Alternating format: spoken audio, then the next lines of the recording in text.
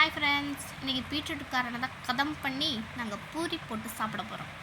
பீட்ரூட்டையும் அரைச்சி சாரை மட்டும் புழிஞ்சு எடுத்துகிட்டு நாங்கள் மாவில் வந்து கலந்து பிசைஞ்சிக்கிட்டோம். இன்றைக்கி பீட்ரூட்டு பூரி தான் செய்ய போகிறோம்.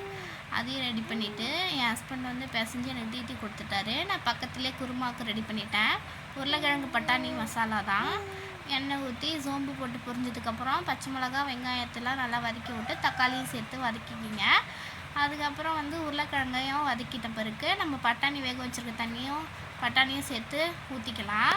கொஞ்சம் வந்து நான் பட்டாணியை வந்து எடுத்து மிக்சியில் போட்டு அரைச்சி எடுத்து கடைசியில் சேர்த்து கொதிஞ்சதுக்கப்புறம் நான் கருவேப்பிலை போட்டு இறக்கிட்டேன்.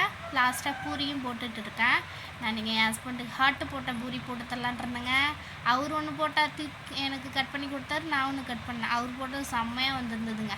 2 பேத்தில் யார் அதிக பாசம் வச்சுருக்கோன்னு போட்டுட்டு செஞ்சதில் அவரது தாங்க நல்லா போய் வந்தது. Bye friends.